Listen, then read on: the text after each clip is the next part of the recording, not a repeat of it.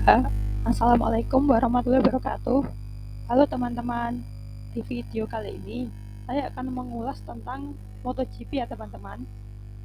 Sesuai dengan judul slide kita hari ini yaitu MotoGP, mengungkap rahasia kecepatan di atas lintasan.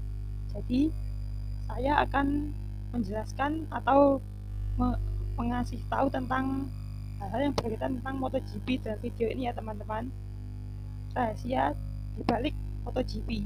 Silahkan disimak ya teman-teman videonya.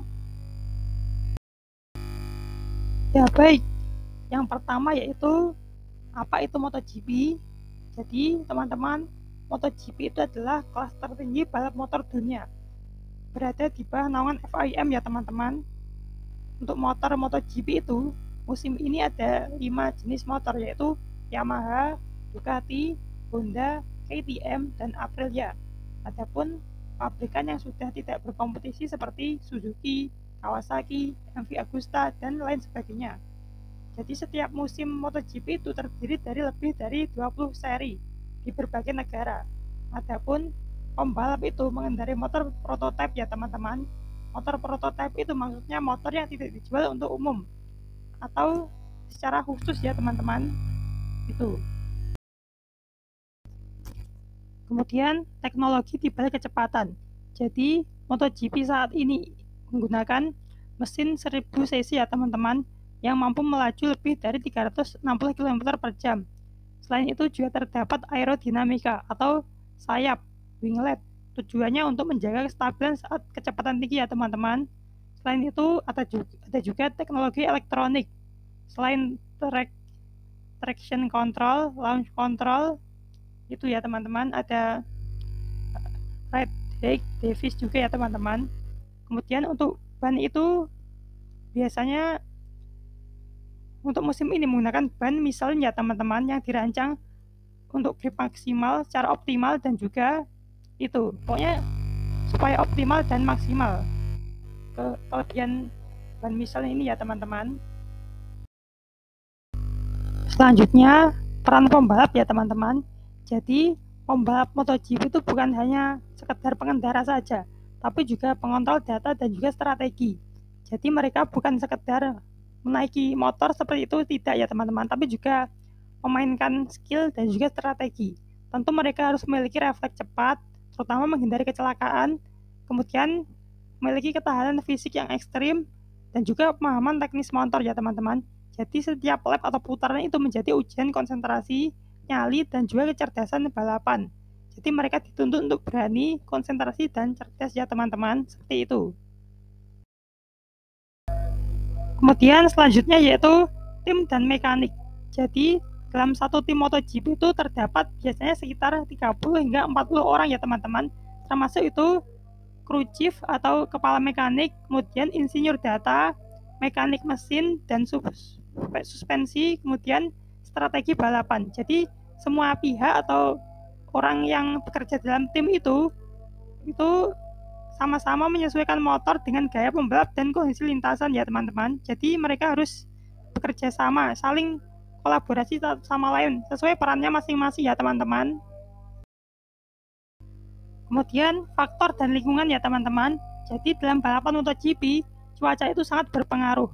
Mulai dari suhu, hujan, dan arah angin itu bisa mengubah strategi pembalap itu sendiri ya teman-teman. Kemudian kondisi lintasan. Jadi untuk aspal atau tingkat kelembapan atau keausannya itu bisa mempengaruhi pilihan ban. Bisa soft, medium, atau hard ya teman-teman. Kemudian teknisi itu biasa menggunakan data real time untuk menentukan strategi pit stop dan pengaturan elektronik ya teman-teman. Jadi strategi itu penting ya dalam balapan MotoGP karena bisa terpengaruh dalam faktor dan lingkungan ya teman-teman. Selanjutnya mengenai data dan analisis. Jadi dalam balapan MotoGP, setiap motor itu memiliki lebih dari 100 sensor yang merekam data seperti kecepatan roda, sudut kemiringan, dan juga temperatur ban dan juga rem teman-teman. Jadi data itu yang direkam melalui sensor itu dianalisis untuk kedepannya bisa ditingkatkan performa dan strategi pada sesi berikutnya. Jadi itu bisa mengaruhi performa pembalap dan kinerja motor dari setiap balapan MotoGP ya teman-teman untuk data dan analisis itu. Jadi di balik kencangnya motor MotoGP terdapat lebih dari 100 sensor ya teman-teman, yang merekam data-data tertentu. Nah, selanjutnya pembalap legendaris. Jadi di MotoGP itu ada beberapa ikon legendaris yang bisa menginspirasi kalian ya teman-teman. Yang pertama ada Valentino Rossi yang dijuluki The Doctor. Beliau merupakan 9 kali gelar juara dunia. Terakhir kali juara dunia pada 2019 ya teman-teman. Valentino Rossi itu pensiun pada 2021 lalu ya teman-teman. Kemudian ada Marc Marquez yang terkenal dengan gaya agresif dan keberanian ekstrim serta mental baja. Kemudian Francesco Bagnaia dan Jorge Martin itu terkenal sebagai rivalitas modern di Ducati ya. Dan yang terakhir Casey Stoner yang memiliki kecepatan alami dan penguasaan teknik sempurna. Itu ya teman-teman, contoh 4 beberapa sang juara dunia MotoGP. Selain itu sebenarnya ada banyak sekali juara dunia yang lain ya teman-teman.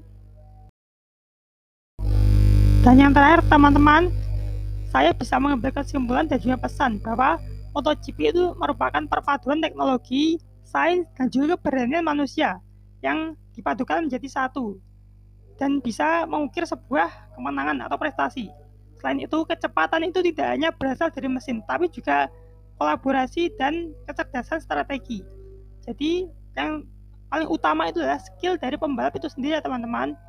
Kemudian yang terakhir ada kualitas lintasan, setiap detik berarti segalanya, dan setiap tikungan adalah seni. Silakan kalian bisa menemukan makna dari kualitas itu ya teman-teman. Sekian pemaparan video dari saya kali ini, semoga bermanfaat. Wassalamualaikum warahmatullahi wabarakatuh.